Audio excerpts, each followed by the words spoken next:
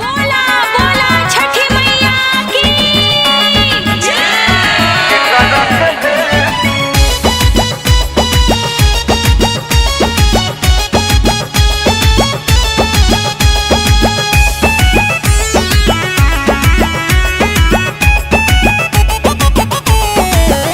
असो छठ में न राजा जी रैनी तनिको नहीं ठीक कहनी।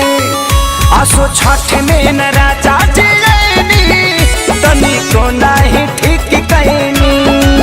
तो सुनी सचहू में बनी रउआ ले जी राजा करे जा बोली उखिया ले आवे खती के करा के भेजी। राजा करे जा बोली उखिया ले आवे खती के करा के भेजी। बोला बोला सूरज देव की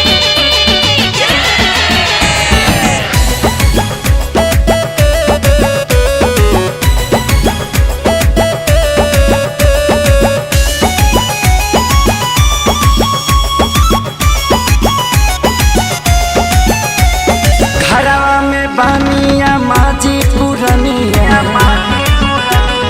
इहा के भेजब तो कही का दुनिया।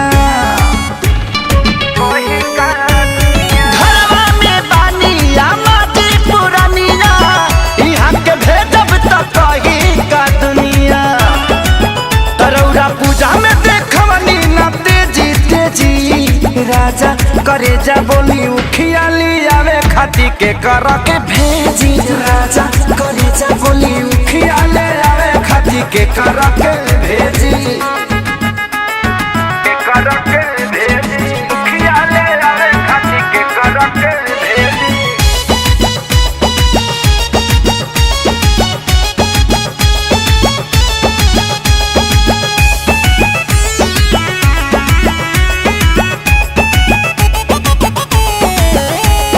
सैया खेसारी बड़ी बरता खीस यादव राज बट रउले बीस।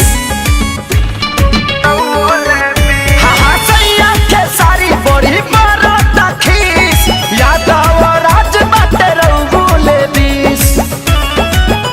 हारी कोई हम के ओजी एजी राजा करे जा बोली उखिया ले आवे खाती के करा के भेजे। राजा करे जा बोली उखिया ले आवे खाती के करा के भेजे।